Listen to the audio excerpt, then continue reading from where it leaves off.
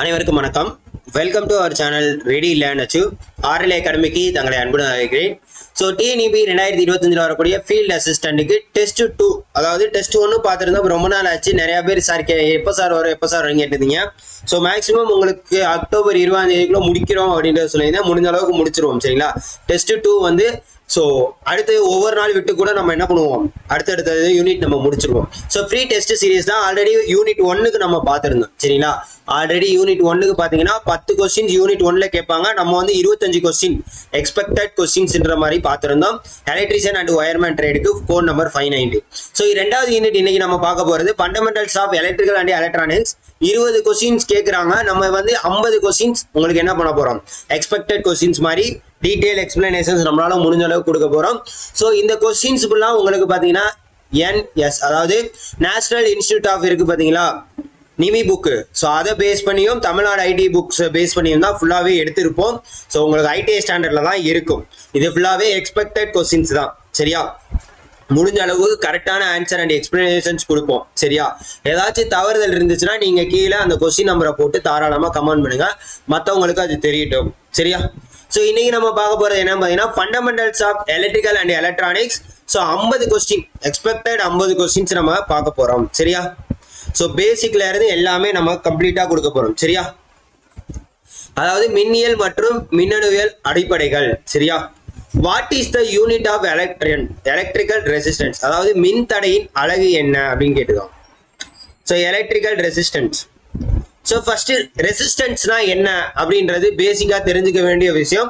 நான் வந்து உங்களுக்கு சொல்றேன், அதை நீங்க புரிஞ்சுக்கோங்க, சரிங்களா?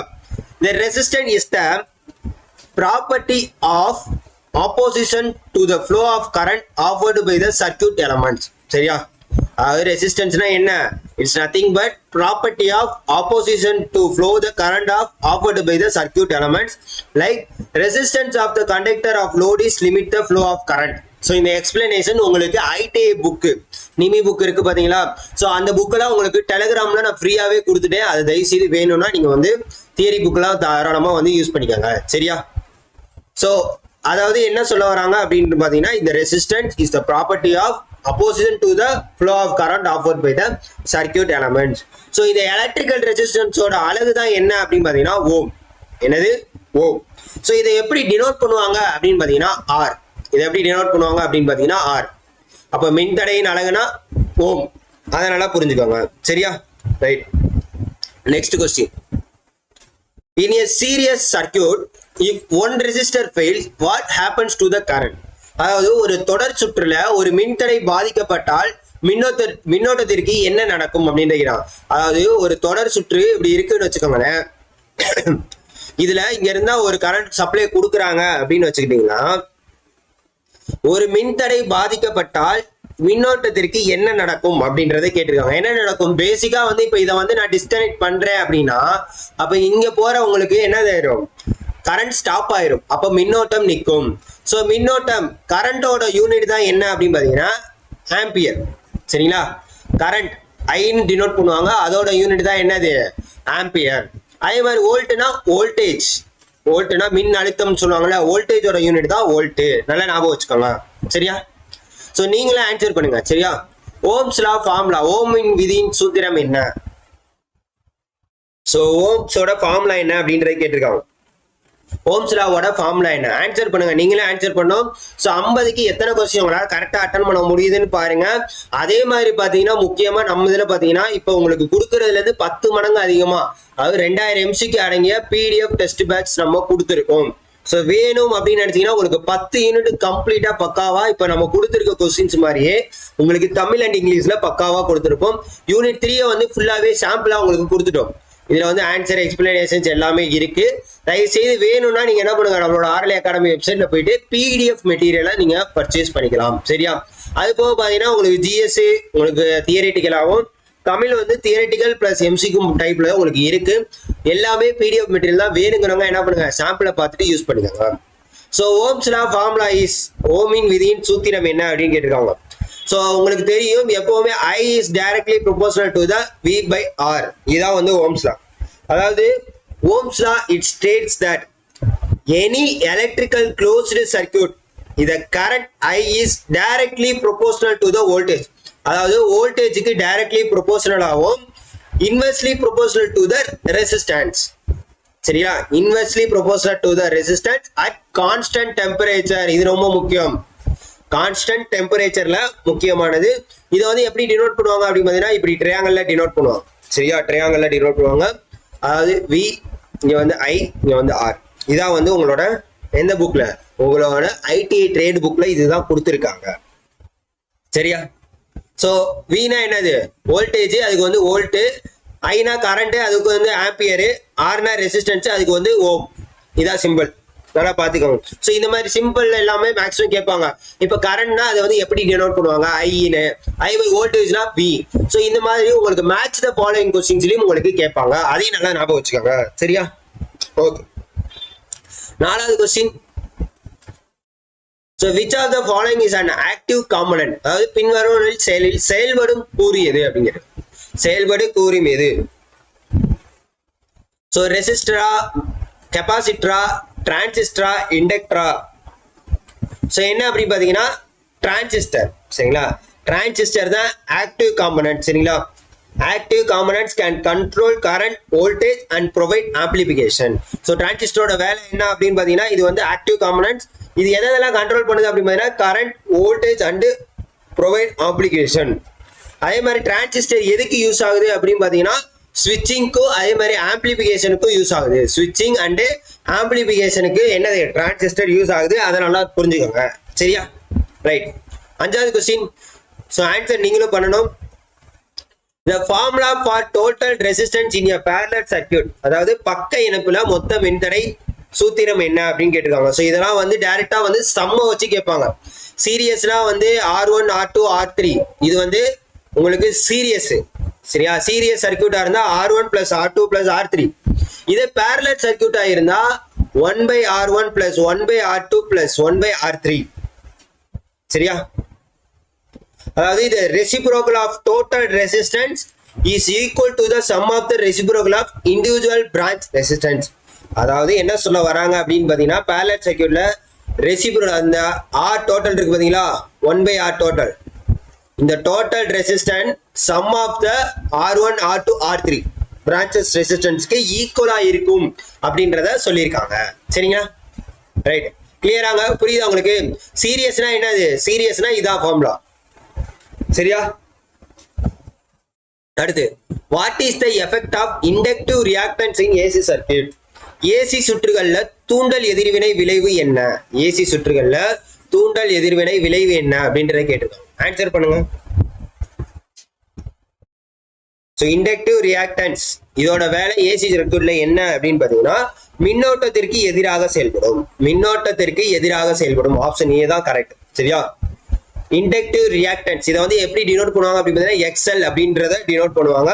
இது opposes the change in current in AC circuits. சரியா, ரைட்.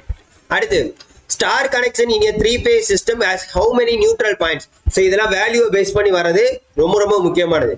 ஸ்டார் இணைப்புல எத்தனை நியூட்ரல் பாயிண்ட்ஸ் இருக்கு அப்படின்றத கேட்டிருக்காங்க. எத்தனை நியூட்ரல் பாயிண்ட்ஸ் இருக்கு அப்படின்றத கேட்டிருக்காங்க. So in a star connection, all 3 phase ends meet a common neutral point. அதாவது star connection வந்து 3 point, அதுல வந்து 3 phase systemன்றப்ப இது எல்லாமே காமனா எங்க கனெக்ட் ஆகும், ஒரு நியூட்ரல் பாயிண்ட்ல தான் கனெக்ட் ஆகும். சோ இதுதான் வந்து கனெக்ஷன். சரியா, இதான் வந்து ஸ்டார் டெல்டா கனெக்ஷன். சரியா, சோ இது ஒரு பாயிண்ட், இது ஒரு பாயிண்ட், இங்க கீழ இருந்து இங்க ஒரு பாயிண்ட் வரும். சரியா, இது வந்து ஒய், இது வி, இது வந்து ஆர், ஒய்பிஆர் அப்படின்ற கேட்டகரியில தான் கொடுப்பாங்க. ஸோ இதுக்கு உண்டான டிஸ்டன்ஸ், இதுக்கு உண்டான டிஸ்டன்ஸ் வந்து ஃபேஸ் வோல்டேஜ் அப்படின்னு அழைக்கப்படும். Face voltage. சரியா, அதே மாதிரி இந்த இது இருக்கு பாத்தீங்கன்னா, இந்த இதுக்கும் அதாவது இந்த ஆருக்கும் ஒய்க்கும். சரியா, இது நியூட்ரல் பாயிண்ட், இதான் வந்து நியூட்ரல் பாயிண்ட் உங்களுக்கு. சரிங்களா, இதான் வந்து நியூட்ரல் பாயிண்ட். ஸோ இந்த நியூட்ரல் பாயிண்ட்டுக்கும் ஆருக்கு இருக்கக்கூடியதை ஃபேஸ் வோல்டேஜ் அப்படின்னு சொல்லுவாங்க. அதே மாதிரி பாத்தீங்கன்னா இந்த ஒய் இருக்கு பாத்தீங்களா, இந்த ஒய்க்கும் நியூட்ரல் பாயிண்ட்டுக்கும் இருக்கக்கூடிய, அதாவது இந்த ஆருக்கும் ஒய்க்கு இருக்கக்கூடியது லைன் வோல்டேஜ் அப்படின்னு சொல்லுவோம். லைன் வோல்டேஜ் அப்படின்றத சொல்லுவோம். ஸோ இந்த சென்டர்ல வரதான் உங்களுக்கு நியூட்ரல் பாயிண்ட். அப்ப ஸ்டார் கனெக்ஷன் வந்துச்சுன்னா 3 phase சிஸ்டத்துல என்னது, ஒரே ஒரு நியூட்ரல் பாயிண்ட் தான் இருக்கு அப்படின்றத தெரிஞ்சுக்கோங்க. Okay, next active power in AC circuits. Active power in AC circuit measured in so எதுல மெஷர் பண்றாங்க அப்படின்றத கேட்டிருக்காங்க. எது நான் சொல்லிட்டேன், வோல்ட் வந்து என்னது கரண்ட்டுக்கு, ஆம்பியர் வந்து என்னது சாரி வோல்ட் வந்து வோல்டேஜுக்கு, ஆம்பியர் வந்து கரண்ட்டுக்கு, ஓம் வந்து ரெசிஸ்டன்ஸுக்கு அப்படின்னு சொல்லிட்டோம். அப்ப ஆக்டிவ் பவர்னா என்னது, பவர்னாலே வாட் அப்படின்றத தெரிஞ்சுக்காங்க. சரியா, வாட் அப்படின்றத தெரிஞ்சுக்காங்க.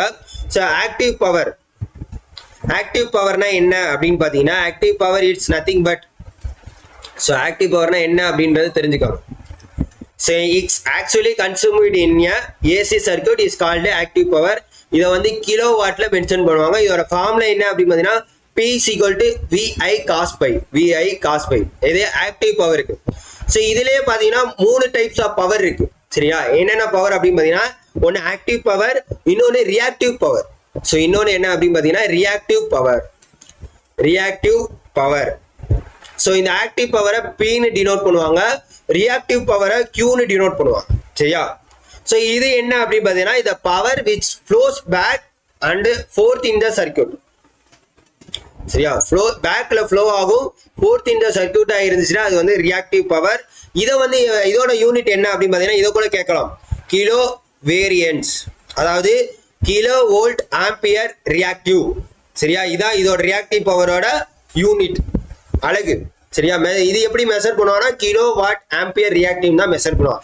இது ரியாக்டிவ் பவரா, இதை நல்லா ஞாபகம் வச்சுக்கோங்க. சரியா, அப்ப Q is equal to VI sin pi. இதெல்லாம் டைரக்டா கேட்கலாம். ரியாக்டிவ் பவரோட ஃபார்முலா என்ன, அது எதுல மெஷர் பண்றாங்க, ஆக்டிவ் பவரோட ஃபார்முலா என்ன, அது எதுல மெஷர் பண்றாங்க. அடுத்து இன்னொரு பவர் என்ன அப்படின்னு பாத்தீங்கன்னா அப்பேரண்ட் பவர். இதை வந்து எப்படி டினோட் பண்ணுவாங்கன்னா எஸ்ன்னு டினோட் பண்ணுவாங்க. இதை வந்து என்ன பண்ணுவாங்க, எஸ்ன்னு டினோட் பண்ணுவாங்க. இட் இஸ் நத்திங் பட் இந்த combination of reactive power and true power. அதாவது இந்த ரியாக்டிவ் பவருக்கும் ட்ரூ பவருக்கும் இருக்கக்கூடிய காம்பினேஷன் தான் என்ன அப்படின்னு பாத்தீங்கன்னா அப்பேரண்ட் பவர் அழைக்கப்படும். இது வந்து கிலோ வோல்ட் ஆம்பியர் அப்படின்றதுல மெஷர் பண்ணப்படும். இப்போ அப்பேரண்ட் பவர்னா KVA, ரியாக்டிவ் பவர்னா KVR. சரியா, இதுக்கு என்ன பாத்தீங்கன்னா S equal to VI அப்படின்றதான் ஃபார்முலா. கிளியராங்க? ஸோ ஓவரால நம்மளால என்னென்ன எக்ஸ்பிளனேஷன் முடியுமோ அவ்வளவு கொடுத்துருக்கோம். சரிங்களா, தயவு செய்து யூஸ் பண்ணிங்க. ஃப்ரீ டெஸ்ட் வந்து உங்களுக்காக தான் கொடுக்குறோம். சரிங்களா, ஃப்ரீ டெஸ்ட் வந்து உங்களுக்காக தான் கொடுக்குறோம். தயவு செய்து யூஸ் பண்ணிக்கோங்க. அதே மாதிரி உங்களுக்கு PDF டெஸ்ட் பேஜ்ல இதே மாதிரி பல கொஸ்டின்ஸ் இருக்கும். 2000 MCQ அடங்கிய டெஸ்ட் பேட்ச் வந்து உங்களுக்கு கொடுத்துருக்கோம். எல்லா கொஸ்டின்ஸுமே உங்களுக்கு 10 மடங்கா கொடுத்துருக்கோம். இப்போ உங்களுக்கு பாத்தீங்கன்னா இந்த 10 கொஸ்டின் இருக்கிற இடத்துல உங்களுக்கு 100 கொஸ்டின்ஸ் கொடுத்துருப்போம். அதே மாதிரி 20 கொஸ்டின்ஸ் கொடுத்துருக்க இடத்துல 200 கொஸ்டின். ஸோ இந்த மாதிரி 200 கொஸ்டின் டோட்டலா வருது அப்படின்னா உங்க என்ன பண்ணிருப்போம், 2000 கொஸ்டின்ஸ் உங்களுக்கு என்ன பண்ணிருப்போம், கொடுத்துருப்போம். சரிங்களா, ஸோ வேணுங்கிறவங்க சாம்பிளை பாருங்க, மறக்காம நம்ம சேனல் சப்ஸ்கிரைப் பண்ணிக்கோங்க. தொடர்ந்து இந்த செஷனுக்கு சப்போர்ட் பண்ணீங்கன்னா அடுத்தடுத்த வீடியோ உங்களுக்கு டக்குன்னு வரும். எக்ஸாமுக்கு முன்னாடி கிளியரா எல்லா யூனிட்டுமே பார்த்துட்டு போயிடலாம். Okay, right. அடுத்து 9வது question. Half wave rectifier converts AC to DC using half wave rectifier. So ரெக்டிஃபையரை ஏசியை டிசியாக மாற்ற பயன்படுவது எது அப்படின்னு கேட்டிருக்காங்க. எது? ஸோ என்னது, டயோடு. டயோடு. ஸோ டயோடோட சிம்பிள் என்ன அப்படின்னு பார்த்தீங்கன்னா இதான் சிம்பிள். டயோடோட சிம்பிள் என்ன அப்படின்னு பார்த்தீங்கன்னா இதான் சிம்பிள். டயோடு வந்து இதை இப்படி தான் மென்ஷன் பண்ணுவாங்க. ஸோ இதுதான் வந்து சர்க்கியூட். ஸோ இதில் வந்து தான் ஏசி இன்புட்டு உங்களுக்கு எப்படி கொடுப்பாங்க. சரிங்களா, ஏசி இன்புட் தான் உங்களுக்கு கொடுப்பாங்க. அது வந்து என்ன ஆகிடும், இங்கே டயோட்ல கன்வெர்ட் ஆகி டிசியாக மாறிடும். சரிங்களா, கிளியரா? ரைட், கிளியரா? ஸோ 9வது கொஸ்டின் முடிச்சு அடுத்து 10வது கொஸ்டின் ஆன்சர் பண்ணுங்க எல்லாருமே. Kirchhoff's current law, KCL, Kirchhoff மின்னோட்ட விதி கூறுவது என்ன அப்படின்றதை கேட்டிருக்கான். ஸோ மின்னோட்ட விதி கூறுவது என்ன அப்படின்றதை கேட்டிருக்காங்க. ஸோ என்னது, அதாவது நோடுக்கு வரும் மின்னோட்டம் செல்லும் மின்னோட்டம், அதாவது sum of currents entering a node, sum of currents leaving a node. அதாவது கிர்ச்சாஃப்ஸ் லாவை பொறுத்த வரைக்கும் என்ன அப்படின்னு பாத்தீங்கன்னா, at each junction of currents incoming current is equal to the sum of the outgoing currents. அதாவது என்ன அப்படின்னு பாத்தீங்கன்னா இப்படி இருக்குன்னு வச்சுக்கோங்க. இப்படி இருக்கிறப்ப உங்களுக்கு வந்து இது வந்து இப்படி ஃப்ளோ ஆகும். சரியா, இது வந்து இப்படி ஃப்ளோ ஆகும். இங்க இருந்து பாயிண்ட் இப்படி ஃப்ளோ ஆகும். அதாவது I1 I2 I3 I4 I5 இதான் கிர்ச்சாஃப்ஸ் லாவோட டிராயிங். ஸோ இந்த லீவிங் கரண்ட் இருக்கு பாத்தீங்களா, அதாவது I1 plus I2 is equal to I3 plus I4 plus I5. ஏன்னா I3 வந்து அவுட் கோயிங் கரண்ட். அதே மாதிரி பார்த்தீங்கன்னா தெரியுதா உங்களுக்கு டிராயிங் பார்த்தீங்கன்னா இது வந்து அவுட் கோயிங் இங்கிட்டு போயிருக்கு. I4 out going, I4 out going. So I1 I2 வந்து இன்கமிங் கரண்ட். ஸோ இது வந்து எதுக்கு ஈக்குவலா இருக்கும்? அவுட் கோயிங் கரண்ட்டுக்கு ஈக்குவலா இருக்கும் அப்படின்றத தெரிஞ்சுக்காங்க. சரியா? அதே மாதிரி the sum of the all of the currents flowing at the junction node, அதாவது நோட்ல போறப்ப அதோட வேல்யூ எவ்வளவா இருக்கும்? Is equal to 0. Is equal to 0. இதனால ஞாபகம் வச்சுக்கோங்க. நோட்ல போறப்ப அதோட வேல்யூ என்னன்னு பாத்தீங்கன்னா 0 அப்படின்றத தெரிஞ்சுக்கோங்க. கிளியராங்க? ஸோ 10வது கொஸ்டின் முடிஞ்சு அடுத்து 11வது கொஸ்டின். ஸோ டக்கு டக்குன்னு நம்ம போவோம். சரிங்களா? 50 கொஸ்டின்ஸ் பார்க்கணும். ஸோ தயவுசெய்து யூஸ் பண்ணிக்கோங்க. கொஸ்டின் அதிகமாக நம்ம என்ன ஸ்பீடும் இன்க்ரீஸ் ஆகணும். டெஸ்ட் நீங்க நல்லபடியா போட்டு பார்க்கணும். RLC series AC circuit resonance occurs when, அதாவது ஒரு RLC தொடர் ஏசி சுற்றுல எதிர்வினை சமநிலைக்கு எப்போது வரும் அப்படின்றத கேட்டிருக்காங்க. ஸோ எக்ஸல்னா உங்களுக்கு தெரியும் என்னது? எக்ஸல்னா இண்டக்டிவ் ரியாக்டன்ஸ். இண்டக்டிவ் ரியாக்டன்ஸ் அப்படின்றத சொல்லியிருக்கோம். எக்ஸ்சினா என்ன அப்படின்னு பாத்தீங்கன்னா கெப்பாசிட்டிவ் ரியாக்டன்ஸ். கெப்பாசிட்டிவ் ரியாக்டன்ஸ் அப்படின்றது. ஸோ அப்போ அந்த இடத்துல உங்களுக்கு எப்படி இருக்கும்? சமநிலைக்கு எப்போது வரும் அப்படின்னு பாத்தீங்கன்னா எக்ஸ்எல் ஈக்குவல் டு எக்ஸ்சி. சரியா? ஒரு RLC ஏசி சுற்றுல எதிர்வினை சமநிலைக்கு எப்போது வரும்? அதாவது இண்டக்டிவ் ரியாக்டன்ஸும் கெப்பாசிட்டிவ் ரியாக்டன்ஸும் ஈக்குவலா இருக்கிறப்ப. சரியா? Right. In a 3-phase delta connection, line voltage is related to phase voltage as. இதெல்லாம் வந்து பேசிக்கான கொஸ்டின். எலக்ட்ரீஷியன் எல்லா எக்ஸாம்லயுமே இந்த கொஸ்டின்ஸ் கேட்டிருந்தோம். ஸோ என்னதுங்க ஆன்சர்? 3 கட்ட டெல்டா இணைப்பில் லைன் வோல்டேஜ் மற்றும் பேஸ் வோல்டேஜ் தொடர்பு என்ன அப்படின்னு கேட்டீங்கன்னா VL = VP. சரியா? லைன் வோல்டேஜுக்கும் ஃபேஸ் வோல்டேஜுக்கும் கேட்டிருக்காங்க. இதுலயே டிஃபரெண்டா மாறும், அதையும் பாத்துக்கலாம். இப்போ ஆப்ஷன் பி. சரியா? ரைட். அடுத்து 13வது question. What is the primary purpose of capacitor in AC circuit? What is the primary purpose of capacitor in AC circuits? Okay, AC சுற்றுகள்ல மின்தேக்கியின் முதன்மை பயன்பாடு என்ன அப்படின்றது கேட்டிருக்காங்க. ஸோ என்னது கெப்பாசிட்டரோட வேலை என்ன அப்படின்னு பார்த்தீங்கன்னா ஸ்டோர் தி எலக்ட்ரிக்கல் எனர்ஜி. மின்சார சக்தியை சேமிப்பது தான் பார்த்தீங்கன்னா கெப்பாசிட்டரோட வேலை. சரியா? ரைட். நெக்ஸ்ட் பாருங்க, ஓம்ஸ் லா வச்சு ஒரு சம்மு கேட்டிருக்காங்க. If a 230 volt 50 Hz AC supply is connected to 10 ohm resistor, the current is, அதாவது I equal to V by R. I equal to V by R. இதான formula. I equal to V by R. I தான் என்ன பண்ணிருக்காங்க கேட்டிருக்காங்க. I தான் கேட்டிருக்காங்க. V என்னது? V வந்து 230. R வந்து என்னது? R வந்து ஹெட்ஸ், அது தேவையில்ல 10. சரியா? அப்ப 0க்கு 0 அடி ஆயிடுச்சுன்னா என்னது? 23 வோல்ட். அப்ப 23 ஆம்பியர் அப்படின்றதான் கரெக்ட். சரியா? 23 அப்படின்றது ஆம்பியர் தான் வந்து கரெக்டானது. கிளியராங்க? புரியுதா? இதெல்லாம் பேசிக் ஃபார்முலாங்க. இதெல்லாம் பேசிக்கா இந்த மாதிரி சம்பள கேட்பாங்க. தயவு செய்து தெரிஞ்சு வச்சுக்கோங்க. I equal to V by R. இதுலயே வந்து சப்போஸ் வந்து ஐ கொடுத்துட்டு ஆர் கொடுத்துட்டு V கேட்கலாம். இப்ப V கேட்டாங்கன்னா I into R ன்னு வரும். R கேட்டாங்கன்னா V by I ன்னு வரும். ஸோ இந்த மாதிரி ஃபார்முலாவை நீங்க உங்களுக்கு ஏத்தாப்புல மாத்தி நீங்க போடணும். இதெல்லாம் பேசிக்கா கான்செப்ட் தெரிஞ்சிருக்கணும். சரியா? ஸோ கான்செப்ட் தெரிஞ்சிருக்க, அதனாலதான் இந்த மாதிரி எக்ஸ்பிளனேஷன்ஸ் நம்ம பார்க்கணும். அப்பதான் உங்களுக்கு கான்செப்ட் தெரிஞ்சாலும் உங்களுக்கு வந்து டக்குன்னு ஸ்ட்ரைக் அவுட் ஆகும். அடுத்து next, which type of semiconductor used in diode? அதாவது which type of semiconductor used in diode? So என்ன டயோட்? ஸோ என்னன்னு பார்த்தீங்கன்னா both B and N, அதாவது B மற்றும் N அப்படின்றத தெரிஞ்சு வச்சுக்கோங்க. சரிங்களா? ஸோ டைப்ஸ் ஆஃப் டயோடை பொறுத்த வரைக்கும் நிறைய டயோட் இருக்குங்க. ஜங்ஷன் டயோட் இருக்கு, ஜெனர் டயோடு இருக்கு, அதே மாதிரி பார்த்தீங்கன்னா ஸ்கோட்டி டயோட் இருக்கு. சரியா? ஸோ நிறைய டயோட் இருக்கு, அதனால தெரிஞ்சு வச்சுக்கோங்க. ரைட்டா? அடுத்து, in AC circuits, what is the unit of reactance? Reactance ஓட யூனிட் என்ன? ரியாக்டன்ஸ். ஸோ ஆர் அப்படின்னு வந்துட்டாலே என்னது? ஓம் தான் அப்படின்றத ஞாபகம் வச்சுக்கோங்க. சரியா? Right. A full wave bridge rectifier uses how many diodes? Full wave rectifiers. அதே மாதிரி ரியாக்டன்ஸ்னா என்ன அப்படின்றதும் தெரிஞ்சுக்கோங்க. ரியாக்டன்ஸ்னா என்ன அப்படின்றதும் தயவுசெய்து தெரிஞ்சுக்கோங்க. இண்டக்டிவ் ரியாக்டன்ஸ் XL, XCனா கெப்பாசிட்டிவ் ரியாக்டன்ஸ். அதாவது this occurs in inductor and proportional to the frequency of AC signal.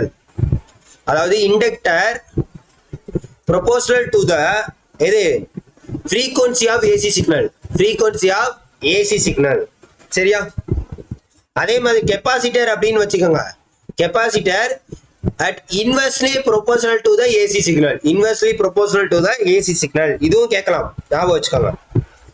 அதே மாதிரி இம்பிடன்ஸ் அப்படின்னா என்ன அப்படின்னு பார்த்தீங்கன்னா, இம்பிடன்ஸ் அப்படின்னா என்ன அப்படின்னு பார்த்தீங்கன்னா, உங்களுக்கு ரெசிஸ்டன்ஸுக்கும் ரியாக்டன்ஸுக்கும் இருக்கக்கூடிய கம்பைன்ஸ். சரியா?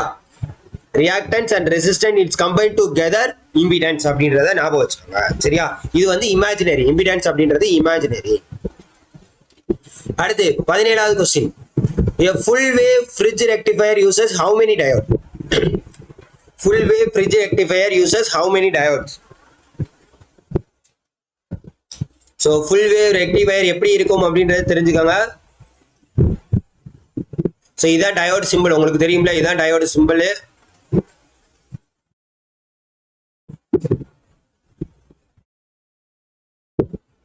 ஸோ இதுதான் வந்து ஃபுல் வேவ் ரெக்டிஃபயர். இப்படிதான் வந்து உங்களுக்கு ஒரு ஃப்ரிட்ஜ் ரெக்டிஃபயர். ஸோ நான் வந்து உங்களுக்கு பேசிக்கா வரேன். சரிங்களா? இப்படிதான் இருக்கும் உங்களுக்கு. அது வந்து கரெக்டா மிச்சம் ரெண்டு வந்து லோட்ல கனெக்ட் ஆகும். சரியா? ஓகே. ஸோ இப்போ எத்தனை டயோட் இருக்கு? 4 டயோட் இருக்கு. எத்தனை டயோடு? 4 டயோட். ஃபுல் வேவ்னா 4 டயோடு, ஹாஃப் வேவ்னா 2 டயோடு. நல்லா ஞாபகம் வச்சுக்கோங்க. சரியா? அப்போ வந்து ஃபுல் வேவ்னா 4 டயோடு இருக்கு அப்படின்றத தெரிஞ்சுக்கோங்க. சரியா? டயோடோட வேலை என்ன? ஏசியை டிசியா மாத்துறதா அதோட வேலை. சரியா? ரைட். அடுத்து what is the main function of the fuse in electrical circuit? So answer பண்ணுங்க. What is the main function of fuse in electrical circuit?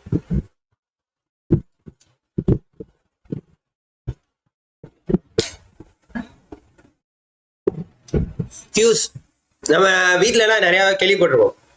Fuse போயிருச்சு.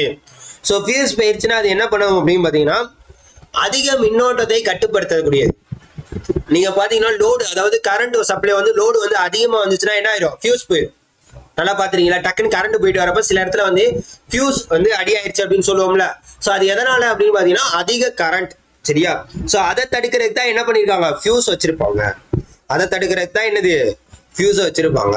அதாவது ஓவர் கரண்ட் வந்து ப்ரொடெக்ஷன் பண்றதுக்கு தான் இந்த வந்து ஃபியூஸ் யூஸ் ஆகுது. சரியா? அடுத்து which of the following is an unbalanced load in 3-phase system? அதாவது 3-phase சிஸ்டத்துல அன்பேலன்ஸ்டு லோடுக்கு எது எக்ஸாம்பிள் அப்படின்றது கேட்டிருக்காங்க. ஸோ என்ன அப்படின்னு பார்த்தீங்கன்னா, option B, one resistor higher than other two. அதாவது ஒரு மின்தடை வந்து அதிகமா இருக்கும் மற்ற 2 தடைகளை காட்டிலும் அப்படின்றத தெரிஞ்சுக்காங்க. ஸோ இதெல்லாம் கேட்கலாம். ஸோ நம்ம ஃபுல்லாவே எக்ஸ்பெக்டட் கொஸ்டின், மேபி வந்து ப்ரீ டெஸ்ட்ல இருந்தும் நிறைய கொஸ்டின் கேட்கலாம். நம்ம கொடுத்த டெஸ்ட் பேட்சஸ்ல இருந்து அதிகமான கொஸ்டின்ஸும் கேட்கலாம். சரியா? சார் அப்போ உங்க மெட்டீரியல் மட்டும் படிச்சா போதுமா அப்படின்னு நீங்க நிறைய பேர் கேட்பீங்க. அதை நான் சொல்லவே மாட்டேன். உங்களுக்கு தேவைன்னா நீங்க வாங்கி யூஸ் பண்ணீங்க. ஆனா போன ரீசெண்டா டிப்ளமோ ஐடி லெவல் நடந்த எல்லா ட்ரேட்லயுமே நம்ம கொடுத்ததுல இருந்து நிறையவே கொஸ்டின்ஸ் வந்துருச்சுன்னு எல்லாருமே சொல்லியிருக்காங்க. ஸோ அதை நீங்க பாத்துக்கோங்க. வேணும்னா மட்டும் யூஸ் பண்ணிக்கோங்க. இல்லாட்டி உங்ககிட்ட இருக்கிற சோர்ஸை வச்சு ப்ரீ மெட்டீரியல் வச்சு நல்லபடியா படிங்க. சரியா? Next, the forward voltage drop of silicon diode. அதாவது ஃபார்வர்ட் வோல்டேஜ் ட்ராப் சிலிக்கான் டயோடுக்கு எவ்வளோ அப்படின்றத கேட்டிருக்காங்க. சிலிக்கான் டயோடுக்கு எவ்வளோ அப்படின்றத கேட்டிருக்காங்க. எவ்வளோ? 0.7 வோல்ட். 0.7 வோல்ட். சரியா? இதே ஜெர்மானியம் டயோட்ஸுக்கு லோயர் ஃபார்வர்டு, இது வந்து ஃபார்வர்ட் வோல்டேஜ் ட்ராப். இதே வந்து ஜெர்மானியம் டயோடு, அதுக்கு என்ன அப்படின்னு பார்த்தீங்கன்னா ஜெர்மானியம் டயோடு. ஜெர்மானியம் டயோடுக்கு லோயர் ஃபார்வர்ட் வோல்டேஜ் ட்ராப் தான் 0.3 வோல்ட். இதுன்னு கேட்பாங்க. ஜெர்மானியம் டயோடோட லோயர் ஃபார்வர்ட் வோல்டேஜ் டிராப் எவ்வளோ? அதே மாதிரி ஸ்குவாட்டி டயோட்ஸ்க்கும் பார்த்தீங்கன்னா ஈவன் லோயர் டிராப் என்னது? Below 0.3 volt. ஸ்குவாட்டி டயோடுக்கு பிலோ 0.3 வோல்ட். இதுக்கு வந்து ஜெர்மானியத்துக்கு வந்து அரௌண்ட் 0.3 வோல்ட். ஸோ இதெல்லாம் தெரிஞ்சுக்காம வேல்யூ கேட்பாங்க. வேல்யூ பேஸ்ல இது கண்டிப்பா கேட்பாங்க. What is the main advantages of DC over AC? அதாவது டிசிக்கு பதிலாக ஏசி யூஸ் பண்றதுக்கு என்ன காரணம்?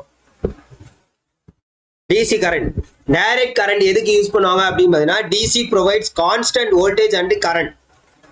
ஸோ இது வந்து எங்க யூஸ் பண்ணுவாங்க அப்படின்னு பார்த்தீங்கன்னா பேட்டரிக்கு ரொம்பவே யூஸ் பண்ணுவாங்க. Option C. சரியா? Direct current, alternative current. So இது ரொம்ப ரொம்ப முக்கியம். டிசி வந்து கான்ஸ்டன்ட் வோல்டேஜ் கொடுக்கும், கரண்ட் கொடுக்கும். இது வந்து மேக்ஸிமம் பேட்டரிக்கு ரொம்பவே யூஸ்ஃபுல்லா இருக்கும். பேட்டரிக்கு ரொம்பவே யூஸ்ஃபுல்லா இருக்குது எது டிசி தான். அடுத்து 22வது question. Power factor is defined as. Power factor. So power factor is nothing but active power, the ratio between active power and total power. அவ்வளவுதான். ஆக்டிவ் பவருக்கும் டோட்டல் பவருக்கும் இருக்கக்கூடிய முக்கியமானதா. So option B. சரியா? அப்பரண்ட் பவர்னு சொல்லலாம், இல்லாட்டி டோட்டல் பவர்னு சொல்லலாம். அதனால ஞாபகம் வச்சுக்கோங்க. சரியா? the ratio between active power and total power. அடுத்து sum. A 3-phase 415 volt delta connected motor consumes 20 kilowatt. What is the line current? What is the line current அப்படின்னு கேட்டிருக்காங்க. ஸோ லைன் கரண்ட் இட்ஸ் இதோட formula என்ன? IL = இது வந்து line current B by √3 into VL into PF. VL into PF. Okay, so இதான் formula. அப்போ P என்ன அப்படின்னு பார்த்தீங்கன்னா P தான் வந்து 20 கிலோவாட் பவர். அப்போ 20,000 கிலோவாட்டை வந்து வாட்டா மாத்திக்கணும். √3யோட வேல்யூ என்ன அப்படின்னு பார்த்தீங்கன்னா 1.732 இன்ட்டு VL என்னது? VL வோல்ட் கொடுத்துருக்காங்களா? Line volt. அது வந்து 415 இன்ட்டு 0.8. ஸோ இதை நீங்கள் அடிச்சு கொடுத்தீங்க அப்படின்னா 28 ஆம்பியர் அப்படின்றது 28 ஆம்பியர் அப்படின்றது வரும். ஸோ மேக்ஸிமம் நீங்கள் வந்து கால்குலேஷன் ஈஸியாக போடுற மாதிரி தான் அவங்க என்ன பண்ணுவாங்க? வேல்யூ கொடுப்பாங்க. அடுத்து 24வது question. Which type of motor winding is used for high starting torque? அதாவது அதிக துவக்க சுழற்சி விசை வேண்டும் என்றால் எந்த மோட்டார் ஒயரிங் பயன்படுத்தப்படுகிறது அப்படின்றது கேட்டுருவோம். என்னது? Delta wiring. என்னது? Delta wiring. கிளியராங்க? Delta wiring. இதுலதான் high starting current, high starting torque. ஓகேவா? ஹை ஸ்டார்டிங் கரண்ட் வரதுனால தான் இது என்னது? ஹை ஸ்டார்டிங் டார்க் இருக்கு அப்படின்றத நல்லா தெரிஞ்சுக்கோங்க. ரொம்ப ரொம்ப முக்கியம். அப்ப டெல்டா ஒயரிங்னா ஹை கரண்ட் ஹை டார்க். இதை கூட கேட்கலாம். ஹை கரண்ட் ஹை டார்க் அப்படின்றத தெரிஞ்சுக்கோங்க. அடுத்து 25வது கொஸ்டின். வாங்க டக்கு டக்குன்னு பார்க்கணும். ஸோ தயவு செய்து யூஸ் பண்ணிக்கோங்க. சரியா? டக்கு டக்குன்னு பார்க்கணும். தயவு செய்து உங்க ஃப்ரெண்ட்ஸ் எல்லாருக்கும் ஷேர் பண்ணி விடுங்க. செஷனை யூஸ் பண்ணிக்கோங்க. Okay, right. ஸோ ஆன்சர் பண்ணுங்க. Which method is used for parallel operation of transformers? So என்னன்னு பாத்தீங்கன்னா voltage matching. voltage matching. So parallel operation same volt, அதாவது அதுக்கு என்னென்ன தேவைப்படும் அப்படின்னு பாத்தீங்கன்னா same voltage, phase sequence and impedance matching அப்படின்றதா முக்கியமா தேவைப்படும். சரியா? அடுத்து which instrument measures efficiency of an electrical motor? So answer நீங்களும் பண்ணுங்க தயவு செய்து. அப்பதான் எத்தனை கொஸ்டினுக்கு எவ்வளோ ஆன்சர் பண்ணியிருக்கோம் அப்படின்றது உங்களுக்கு தெரியும். சரியா? ஸோ ஆன்சர் பண்ணுங்க.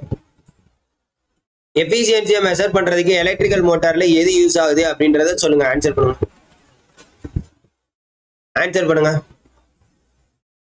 ஆன்சர் பண்ணுங்க.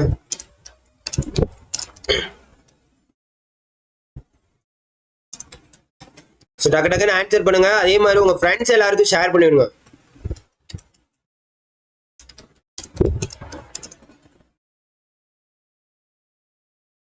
ஸோ ஆன்சர் என்னதுங்க? மின்சார மோட்டரின் திறனை அளக்க என்னது? Watt meter. என்னது? Watt meter. சரியா? Motor efficiency is equal to, so motor எஃபிஷியன்சியோட ஃபார்முலா என்ன? மெஷர் எஃபிஷியன்சி ஃபார்முலா என்ன அப்படின்னு பார்த்தீங்கன்னா nothing but mechanical output divided by electrical input into 100. எஃபிஷியன்சினாலே 100ஆல மல்டிப்ளை பண்ணணும். சரியா? Right. Next, which is the main cause of energy losses in transformer? திரைமாற்றிகளில் சக்தி இழப்பின் முக்கிய காரணம் எது? எதுக்கு முக்கிய காரணம்? Copper and core loss. Copper and core loss. அதாவது டிரான்ஸ்ஃபார்மர்ஸ்ல முக்கியமா லாஸ் ஆகிறது எது காரணம்? தங்கம் மற்றும் இரும்பு இழப்புகள். ஸோ நான் முக்கியமாக சொல்ல வேண்டியது என்னன்னா, ஸோ அடுத்தடுத்த செஷன் சீக்கிரம் வேணா எந்த அளவுக்கு நீங்கள் செஷனை சப்போர்ட் பண்ணி உங்கள் ஃப்ரெண்ட்ஸ் எல்லாருக்கும் ஷேர் பண்ணி விடுறீங்களோ அந்த அளவுக்கு ஈஸியாக உங்களுக்கு நம்ம அடுத்தடுத்த வீடியோ போடுவோம். மறக்காம நம்ம சேனலை சப்ஸ்கிரைப் பண்ணி வச்சுக்கோங்க. சரியா? அடுத்தடுத்த வீடியோ போடுறதுக்கு ஸோ யூஸ் பண்ணிக்கோங்க. ஸோ ஆன்சர் என்னங்க? 28க்கு 27க்கு சொல்லியாச்சு. 28. இந்தியாவில் மின்சார அமைப்பில் பாதுகாப்பு விதிகள் எந்த தரநிலையை பின்பற்றின? பாதுகாப்பு நிலை, அதாவது இந்தியா ஸ்டாண்டர்ட்ஸ் இல்லாட்டி இன்டர்நேஷனல் ஸ்டாண்டர்ட்ஸ் அப்படின்னு சொல்லலாம். 732 1956 கொண்டு வரப்பட்டிருக்கும். சரிங்களா? 1956 கொண்டு வரப்பட்டிருக்கும். பட் இந்த IAS 732 அப்படின்றது 1989 முக்கியமா வந்து இம்ப்ளிமெண்ட் பண்ணியிருப்பாங்க. ஸோ இது எதற்காக அப்படின்னு பார்த்தீங்கன்னா பாதுகாப்பு விதிகளை வந்து தரநிலையை மேம்படுத்தணும் அப்படின்றதுக்காக தான் யூஸ் பண்ணியிருப்பாங்க. ஸோ இது எதற்கு அப்படின்னு பார்த்தீங்கன்னா எலக்ட்ரிக்கல் ஒயரிங் இன்ஸ்டாலேஷன் அதாவது 650 வோல்ட்டை தாண்டாம இருக்கணும் அப்படின்றதுக்கு இந்த IS தான் யூஸ் பண்ணியிருப்பாங்க. 732 என்றது 1989 கொண்டு வரப்பட்டிருக்கும். இந்த ஸ்டாண்டர்ட் என்னென்ன கொடுக்கப்படுகிறது அப்படின்னு பார்த்தீங்கன்னா கைட்லைன்ஸ் அதாவது கைட்லைன்ஸ் என்னென்ன கைட்லைன்ஸ் ஃபாலோ பண்ணணும் அப்படின்னு சொல்லிட்டு design, installation, maintenance and electrical wiring சிஸ்டத்தை தரநிலைப்படுத்தணும். சரியா? Okay. Next, which type of loss is dominant in high frequency in AC circuits?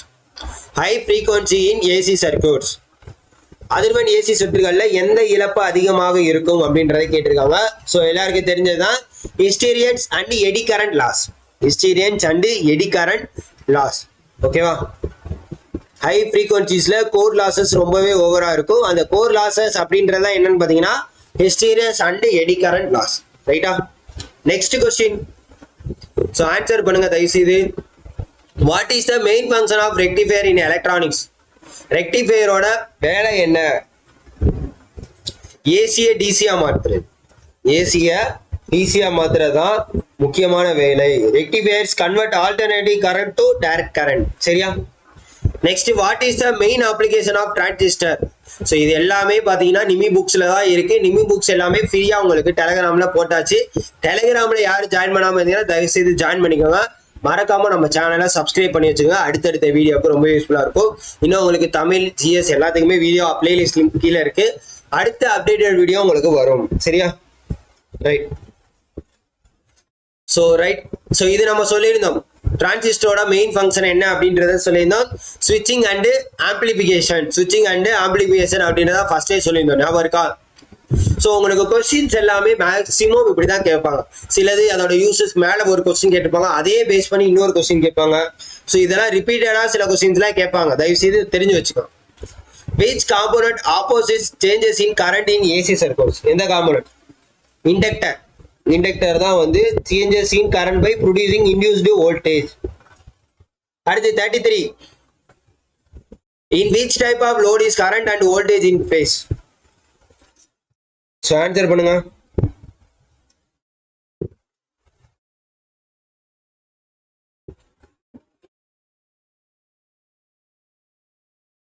Answer பண்ணுங்க.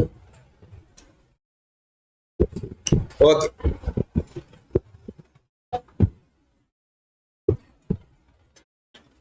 Right. Next. In which type of load is current and voltage in phase? அதாவது எந்த பலனில் மின்னோட்டம் மற்றும் மின்னோட்டம் ஒரே கட்டத்தில் இருக்கும் அப்படின்றத கேட்டிருக்காங்க. எந்த டைம்ல? ரெசிஸ்டிவ் டைம்ல தான் முக்கியமா இருக்கும் அப்படின்றத சொல்லியிருக்காங்க. அடுத்து 34. What is the function of smoothing capacitor in rectifiers? அதாவது ஸ்மூத்திங் கெப்பாசிட்டர் இன் ரெக்டிஃபயர்ஸ் எதுக்கு? அதாவது ஸ்டோர் எனர்ஜி அண்ட் ரெடியூஸ் ரிப்பில்ஸ். சக்தியை சேமரிச்சு ரிப்பில குறைக்கிறதுக்காண்டி தான் என்னது ஸ்மூத்திங் கெப்பாசிட்டர் வந்து என்னது ரெக்டிஃபயர்ஸ்ல யூஸ் பண்ணப்படுகிறது அப்படின்றத தெரிஞ்சுக்கோங்க. அடுத்து 35வது question. The output of full wave rectifier is the output of full wave rectifiers. So full wave rectifiers எதுக்காக அப்படின்னு பாத்தீங்கன்னா pulsating DC.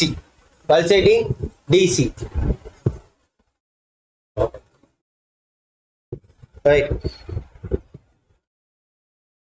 36. Which of the following is a passive component? So already நம்ம பார்த்தோம் active component கூறுகள்ல எது அப்படின்றதுக்கு பார்த்துருங்க. இப்போ வந்து பாசிவ் காம்பனன்ட் அப்படின்றது கொடுத்துருக்காங்க. என்னது? Option B resistor. மின்தடை அப்படின்றத பாசிவ் காம்பனன்ட். சரியா?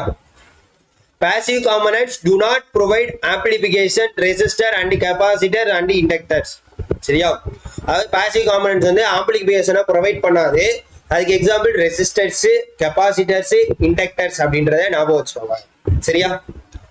ஸோ நிறைய கொஸ்டின்ஸ் நம்ம பார்க்குறோம். தயவுசெய்து யூஸ் பண்ணிக்கோங்க. அதே மாதிரி டெஸ்ட் பேட்சஸ் வேணும்னா PDF டெஸ்ட் பேட்ச் வேணும்னா தாராளமாக என்ன பண்ணிக்கோங்க, வாங்கி யூஸ் பண்ணிக்கோங்க. எக்ஸாமுக்கு முன்னாடி வாங்கி படிக்க ஸ்டார்ட் பண்ணிடுங்க. எக்ஸாம் வந்ததுக்கு அப்புறம் டேட் வந்ததுக்கு அப்புறம் உங்களால யூஸ் பண்ண முடியாது. நவம்பர் மாசம் எக்ஸாம் உங்களுக்கு. நவம்பர் மாசம் எக்ஸாம். ஸோ இருக்கக்கூடிய டைம்ல நல்லபடியா ஃப்ரீ சோர்சஸ் கிடைச்சாலும் படிங்க. இல்ல சார் நான் பெஸ்டா பண்ணணும் அப்படின்னு நினைச்சா உங்களுக்கு பெய்டு சோர்சஸ் எங்க நம்மதுன்னு இல்லை, எங்க வேணாலும் வாங்கி படிங்க, நல்லா இருக்கிறத வாங்கி யூஸ் பண்ணிக்கோ. உங்களுக்கு ஓகே அப்படின்னு தெரிஞ்சு சாட்டிஸ்ஃபேக்ஷன் இருந்தா மட்டும் வாங்கிக்கோங்க, இல்லாட்டி உங்ககிட்ட இருக்கிற சோர்ஸ் வச்சு நல்லபடியா படிங்க. சரியா? அடுத்து which law states that total voltage in closed loop is 0? So total voltage closed loop is 0. எது? Kirchhoff's law. அதாவது சொன்னோம்ல, நோட் பாயிண்ட்ல மொத்தமா வந்து க்ளோஸ் பண்றப்ப என்ன ஆயிரும், அதோட ஈக்குவல் டு 0வா இருக்கும் அப்படின்றத நம்ம சொல்லிடணும். சரியா? Kirchhoff's law. Algebraic sum of the all voltage around any closed path is 0. அதாவது V1 plus V2 plus V3 Vn வரைக்கும் எந்த இது இருந்தாலும் அது க்ளோஸ்ல இருந்துச்சுன்னா V வந்து 0 அப்படின்றத தெரிஞ்சுக்கோங்க. அது வந்து 0. சரியா? ஓகே. இது வந்து என்னன்னு சொல்லுவாங்க, கிர்ச்சாஃப் வோல்டேஜ் லாவை என்னன்னு சொல்லுவாங்க, conservation of energy law. The law states reference and எதை டினோட் பண்ணுது, கன்சர்வேஷன் ஆஃப் எனர்ஜி. சரியா? Conservation of energy. அடுத்து which type of transformer is used to step down voltage? அதாவது குறைப்பதற்கு எந்த வகை திரைமாற்றி பயன்படுத்தப்படுகிறது அப்படின்றத கேட்டிருக்காங்க. 38வது கொஸ்டின். ஸோ ஆன்சர் பண்ணுங்க. 50க்கு கடைசியில் 50க்கு எவ்வளவு ஆன்சர் பண்ணிருக்கீங்கன்னு பாருங்க. இதுல இருந்து நிறைய கொஸ்டின் வரலாம், நம்ம கொடுத்த பிடிஎஃப் டெஸ்ட் பேட்ச்ல இருந்து நிறைய கொஸ்டின்ஸ் வரலாம், எக்ஸ்பெக்ட் பண்ணலாம். வந்ததுக்கு அப்புறம் சார் இதுல இருந்தா கொஸ்டின் வந்துச்சு சார் படிக்காம விட்டோன்னு ஃபீல் பண்ணக்கூடாது, தயவு செய்து யூஸ் பண்ணிக்கோங்க. ஸோ எது 38வது கொஸ்டின், குறைக்கும் திரைமாற்றி, ஸ்டெப் டவுன் டிரான்ஸ்ஃபார்மர். அடுத்து what is the function of the shunt in electrical measurements? What is the function of the shunt in electrical measurements? So என்னது, மெஷர் ஹை கரண்ட். சண்டோட வேலை என்ன அப்படின்னு பார்த்தீங்கன்னா ஹை கரண்ட்டை அளவிட. அடுத்து 40வது கொஸ்டின், what is the purpose of earthing in electrical system? Earthing இதெல்லாம் பேசிக்கான கொஸ்டின். எர்த் பாயிண்ட் கொடுப்பாங்கல்ல வீட்டில் வந்து எர்த் பாயிண்ட் அப்படின்றது. ஸோ எதுக்காக அப்படின்னு பார்த்தீங்கன்னா குறைபாடு மின்னோட்டத்தை, அதாவது provide path for fault current. Earth கொடுக்கறது என்னன்னா நமக்கு வந்து ஷாக் அடிக்காம இருக்க அப்படின்றத நம்ம நல்லா தெரிஞ்சுக்கணும். சரிங்களா? எர்த்து கனெக்ஷன் இல்லைன்னா ஷாக் அடிக்கணும், நல்லா ஞாபகம் வச்சுக்கணும்.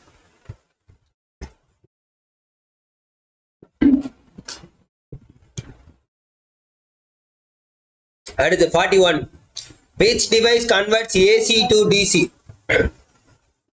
AC to DC for a battery charging.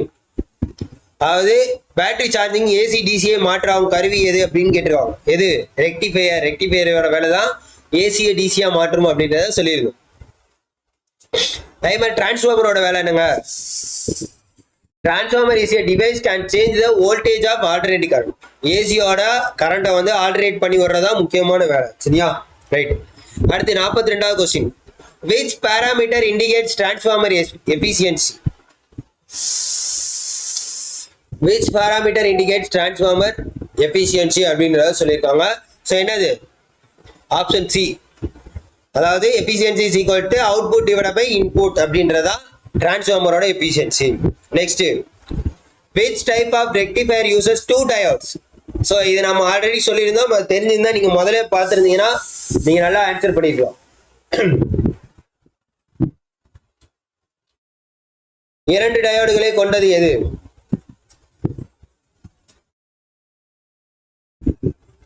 என்னது, ஹாஃப் வேவ் வரும். சரிங்களா? ஹாஃப் வேவ் வரும், இல்லாட்டி ஃபுல் வேவ் சென்டர் டேப். அதாவது பிரிட்ஜ் ரெக்டிஃபயர்ல தான் ஃபுல் வேவ் வந்து 4 டயோடு, இங்க வந்து என்னது ரெக்டிஃபயர்ஸ் தான் கேட்டிருக்காங்க. அப்போ வந்து full wave centre tap, full wave centre டேப்புக்கு தான் வந்து 2 டயோட்ஸ். சரியா? Full wave centre tap. இதே பிரிட்ஜ் ரெக்டிஃபயர் அப்படின்னு கேட்டிருந்தாங்கன்னா என்னது, அப்போ வந்து உங்களுக்கு ஹாஃப் வேவ் பிரிட்ஜ் ரெக்டிஃபயர் தான் வரும். சரியா? அடுத்து ஜெர்மோனியம் டயோடு. ஸோ இது நம்ம ஆல்ரெடி நான் பார்த்தேன், இதோட வேல்யூ நான் சொல்லியிருந்தேன், அதையும் சொல்லியிருந்தா உங்களுக்கு ஆன்சர் ஈஸி. 0.3 வோல்ட் ஞாபகம் இருக்கா? ஃபர்ஸ்டே நான் எல்லாத்தோட வேல்யூ சொல்லியிருந்தேன். அடுத்து in a single phase system. So இதோட ஃபார்முலா என்ன அப்படின்னு பார்த்தீங்கன்னா என்னது, V into I into PF. V into I into PF. இதான் வந்து இது சிங்கிள் ஃபேஸ் சிஸ்டத்தோட பவரோட வேல்யூ. அடுத்து which component produces inductive reactance in AC circuits? Which component produces inductive reactance in AC circuits? என்னதுங்க, ஆப்ஷன் சி, இண்டக்டர். அடுத்து 47 what is the main purpose of insulation in electrical devices. So இன்சுலேஷனா சில இதெல்லாம் பார்த்தீங்கன்னா இந்த wire போறதே தெரியாம insulation பண்ணியிருப்பாங்க. எதுக்கு? ப்ரொடெக்ட் அகைன்ஸ்ட் எலக்ட்ரிக்கல் ஷாக், மின் ஷாக்கில இருந்து பாதுகாக்கிறது தான். நீங்க சப்போஸ் ஒயரே வந்து கட் பண்ணிட்டு ஜாயின் பண்றப்ப இன்சுலேஷன் டேப் யூஸ் பண்ணுவோம். அது எதுக்கு அப்படின்னு பார்த்தீங்கன்னா உங்களுக்கு ஷாக் அடிக்காம இருக்கிறது தான். சரியா? இதெல்லாம் பேசிக்கான கொஸ்டின். அடுத்து 48 which type of load caches lagging power factor. என்ன ஆன்சர்? 48. ஸோ என்னன்னு பார்த்தீங்கன்னா இண்டக்டிவ். என்னது? Inductive. which device provides amplification in electronics. So electronics இது எதுக்கு? ஆம்பிளிஃபிகேஷன் எதுக்கு ப்ரொவைட் பண்ணுது? டிரான்சிஸ்டர். அப்படியே கொஸ்டின்ஸ் மாறுது பாருங்க, மாத்தி மாத்தி ஒரே கொஸ்டின்ஸ் தான் வருது. ஸோ இந்த மாதிரி உங்களுக்கு 2000 MCக்கு அடங்கியுள்ள பிடிஎஃப் மெட்டீரியல் தான் நம்ம கொடுத்துருக்கோம். டெஸ்ட் பேட்ச் நீங்க தனியா கொஸ்டின்ஸ் தனியா ஆன்சர்ஸ் தனியா இருக்கும். நீங்க கொஸ்டின் டெஸ்ட் எழுதி பார்த்துட்டு ஆன்சர் எக்ஸ்பிளனேஷன் நீங்க பார்த்துக்கலாம். தயவு செய்து வேணுங்கிறவங்க யோசிக்காம என்ன பண்ணுங்க, வாங்கி யூஸ் பண்ணிக்கோங்க. அதே மாதிரி ஜிஎஸ்க்கும் தமிழுக்கு தமிழ் எலிஜிபிலிட்டிலாம் நம்ம கொடுக்குற மெட்டீரியலே போதுமானது. ஸோ அது தாராளமாக வாங்கி யூஸ் பண்ணிக்கோங்க. மறக்காம நம்ம சேனலை சப்ஸ்கிரைப் பண்ணி வச்சுக்கோங்க. காம்போ வாங்கினா உங்களுக்கு ஆஃபர் இருக்கு, 200 டிஸ்கவுண்ட் இருக்கு. தயவு செய்து வேணுங்கிறவங்க யூஸ் பண்ணிக்கோங்க. What is the function of inductor in RLC circuit. RLC சர்க்யூட்ல இண்டக்டரோட வேலை என்ன அப்படின்னு பார்த்தீங்கன்னா store magnetic energy. Store magnetic energy. So டோட்டலாக 50 கொஸ்டின்ஸ் பார்த்துருக்கோம். ஸோ தயவு செய்து யூஸ் பண்ணிக்கோங்க. அதே மாதிரி உங்களுக்கு இன்னும் ஒரு 2 to 3 டேஸில் அடுத்து உங்களுக்கு யூனிட் 3 வந்துடும், எலக்ட்ரிக்கல் மிஷின்ஸ். ஸோ ரெகுலராக நம்ம சேனலை ஃபாலோ பண்ணுங்க. மறக்காம நம்ம சேனலை சப்ஸ்கிரைப் பண்ணி வச்சுங்க. டெலகிராமில் ஃப்ரீ சோர்ஸ் எல்லாமே இருக்கு. ஸோ அது வேணும்னாலும் யூஸ் பண்ணிக்கோங்க. ஸோ தயவு செய்து என்னது ரெகுலராக நம்ம சேனலை ஃபாலோ பண்ணி சப்ஸ்கிரைப் பண்ணி உங்கள் ஃப்ரெண்ட்ஸ் எல்லாருக்கும் ஷேர் பண்ணி விடுங்க. ஸோ தொடர்ந்து என்ன பண்ணுவோம், உங்களுக்கு நம்மளோட வீடியோ வந்துக்கிட்டே இருக்கும். ஸோ தயவு செய்து எக்ஸாமுக்கு முன்னாடி நல்லபடியாக படிங்க. Thank you so much. All the best all.